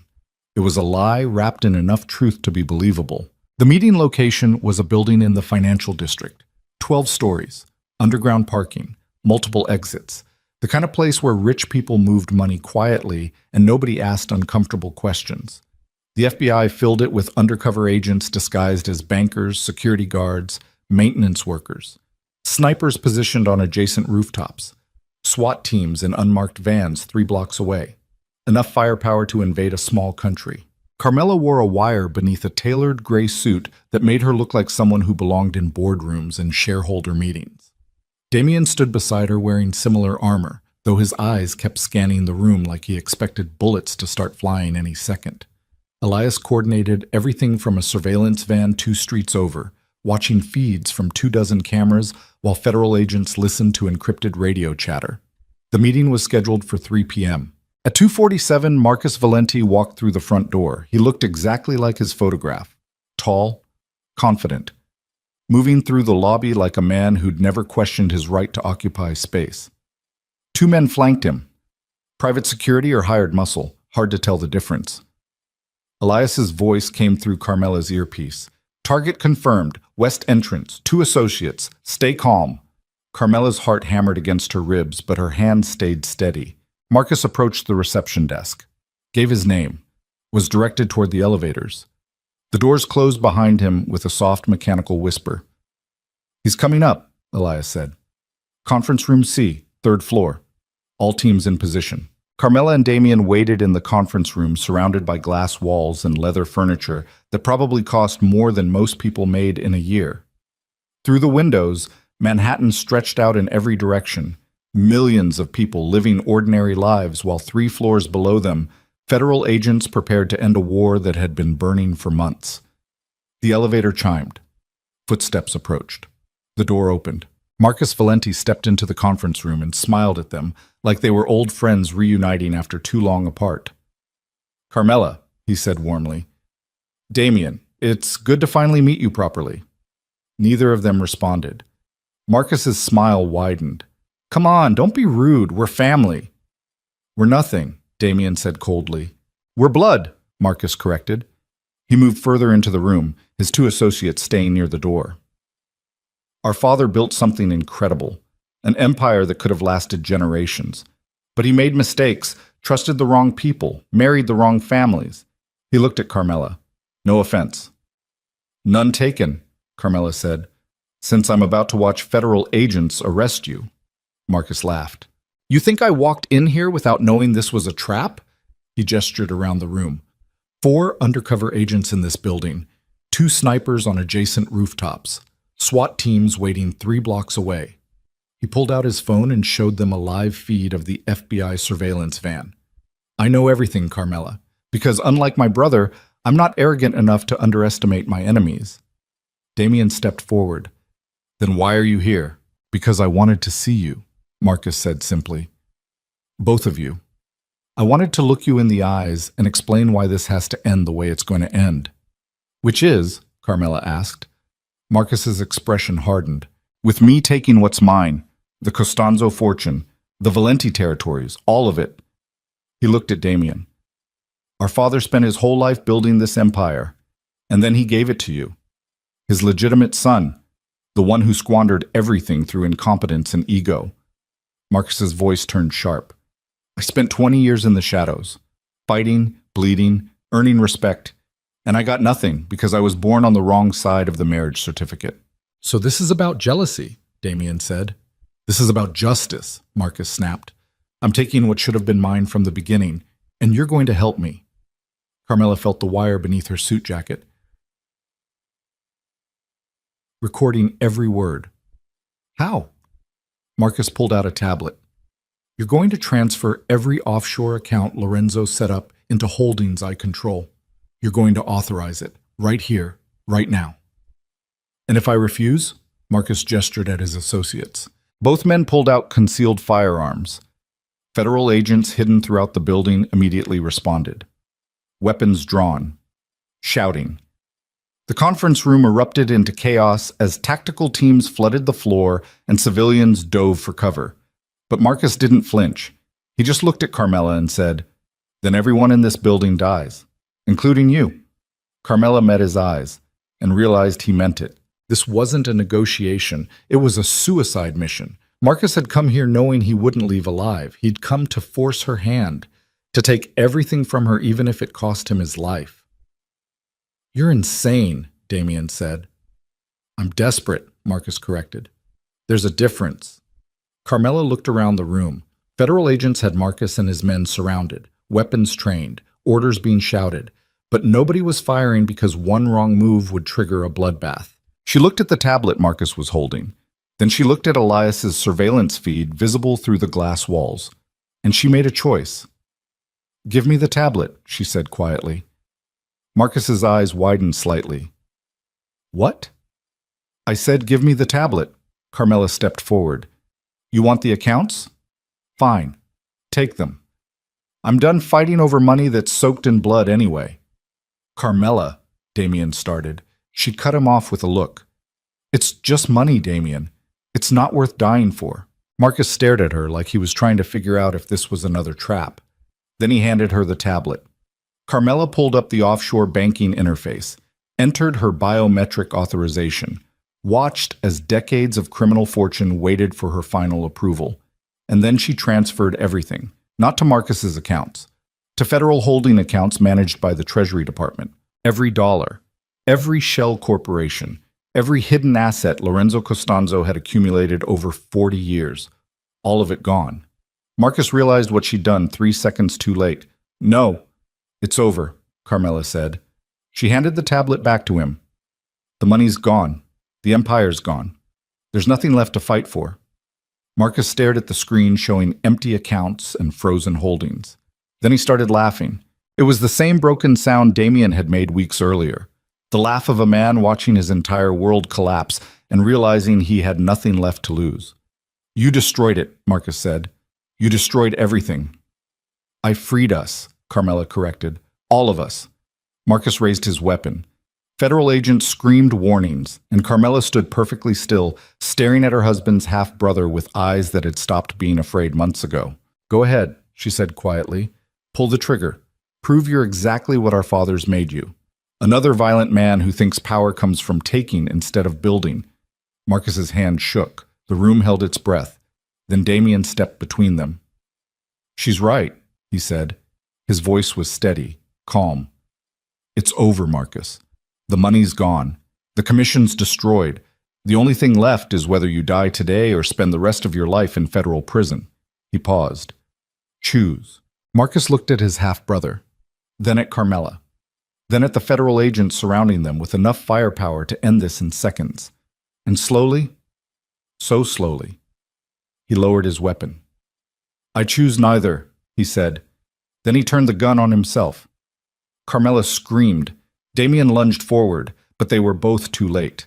The gunshot echoed through the conference room like thunder, and Marcus Valenti collapsed onto expensive carpeting that would never be clean again. The aftermath took weeks. Carlo Messina pleaded guilty to racketeering charges and received 25 years in federal prison. 3 other commission bosses followed. The remaining families fractured into smaller operations that spent more time fighting each other than rebuilding. The Costanzo fortune, all of it, was seized by federal authorities and used to fund victim compensation programs for families destroyed by organized crime. Carmela Costanzo and Damien Valenti disappeared into witness protection. They were given new names, new social security numbers, new lives in a mid-sized city in the Pacific Northwest where nobody recognized them and nobody cared about their past. The government offered to place them separately. They chose to stay together, not because they loved each other, not because they'd forgiven the things they'd done, but because they were the only 2 people in the world who understood what it cost to survive the war they'd started. 6 months later, Carmela stood in a small bakery she'd opened using money from the federal witness stipend. The shop was modest. 12 tables, a display case filled with pastries she made every morning before sunrise. The kind of place where regulars knew her name, her new name, and asked about her weekend. She wore jeans and a flour-dusted apron. Her hair was longer now, softer. She'd gained back some of the weight she'd lost during those months in Switzerland when survival was the only thing that mattered. She looked different. She felt different. The bell above the door chimed. Damien walked in carrying groceries from the market 3 blocks away. He'd started working construction. Manual labor that left his hands calloused and his back sore, but gave him something to do besides think about everything he'd lost. "How was the morning rush?" he asked. "Good," Carmela replied. Mrs. Chen bought 3 loaves of sourdough, said it reminds her of bakeries in Shanghai. Damien nodded and set the groceries on the counter. They moved around each other carefully, politely, like roommates who shared space but not intimacy. They slept in separate bedrooms, ate meals together in comfortable silence, went to therapy separately, and sometimes together when the nightmares got too bad. It wasn't a marriage, it was survival, and some days that was enough. "I'm thinking about taking a trip," Carmela said while wiping down tables. Damien looked up. "Where?" "I don't know, somewhere quiet. Maybe the coast." She paused. "You could come if you want." Damien studied her for a long moment. "Do you want me to?" Carmela met his eyes, and for the first time in 6 months, she told him the truth. "I don't know," she said. "Some days I look at you and I still see the man who called me camouflage, who laughed about how pathetic I was, who married me for an empire instead of love." She set down the cloth. "But other days I look at you and I see the man who stepped between me and a bullet, who chose to burn everything down rather than let them take me, who's trying to build something better even though we both know we're probably going to fail." Damien's jaw tightened. "I was a monster to you." "You were," Carmela agreed. "And I became a monster right back. We destroyed each other, Damien. Completely. There's no pretending otherwise." "So why stay?" Carmela walked closer. "Because leaving would mean they won. The commission, your father, every man who ever looked at me and saw something disposable." She paused. "I spent 3 years being invisible. I'm not doing that again, not for you, not for anyone." Damien nodded slowly. "So what do we do?" "We survive," Carmela said simply. "We wake up every morning and we bake bread and we build furniture and we pretend we're people who deserve ordinary lives. And maybe someday we'll actually believe it. And if we don't?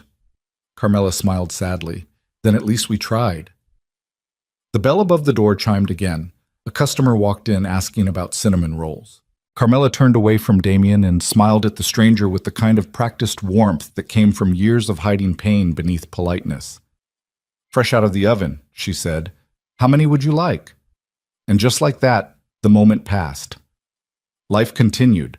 Not the life she'd imagined when she was Lorenzo Costanzo's daughter living in a Tribeca penthouse. Not the life she'd dreamed about when she married a handsome underboss and believed fairy tales still existed, but a life nonetheless. Smaller, quieter, built on foundations of flour and sawdust instead of blood and empire. And on the days when the nightmares came, when she woke up gasping, seeing Marcus's body on expensive carpet or hearing gunfire echo through Swiss estates, Damien was there, not to fix her, not to save her, but to sit beside her in the darkness and remind her that survival wasn't always beautiful. Sometimes it was just breathing, and that was enough. No. 2 years after everything ended, Carmela received a letter. It arrived at the bakery with no return address, just her new name written in handwriting she didn't recognize. She opened it carefully, half expecting threats or bounties or ghosts from a past that refused to stay buried. Instead, she found a single photograph. Lorenzo Costanzo standing beside a younger version of herself. She couldn't have been more than 16. They were at some family gathering she barely remembered, and her father was looking at her with an expression she'd forgotten he was capable of making: pride. On the back of the photograph, someone had written, "Your father knew what you'd become. He always knew. Be well." No signature, no explanation, just that. Carmela stared at the photograph for a long time. Then she tucked it into her apron pocket and went back to kneading dough. Because that's what survival looked like. Not grand gestures or dramatic revelations, just the simple act of continuing, of making bread, even when your hands still remembered how to pull triggers, of building something ordinary from the ruins of something terrible, of learning that justice wasn't always about revenge. Sometimes it was just about waking up the next morning and choosing, once again, to exist. Carmela Costanzo. The woman who'd been called camouflage, who'd destroyed an empire out of humiliation and rage, who'd crossed every line and burned every bridge, was gone. The woman who remained was someone new, someone quieter, someone who understood that the people ignored long enough don't always learn where to place the knife. Sometimes they learn to put the knife down entirely, and that, in the end, was the most dangerous thing of all. Because a woman who chooses peace after surviving war isn't weak. She's terrifying. She's proof that strength doesn't always look like violence. Sometimes it looks like flour-dusted aprons and cinnamon rolls cooling on wire racks, and the choice to keep breathing even when everything inside you wants to stop.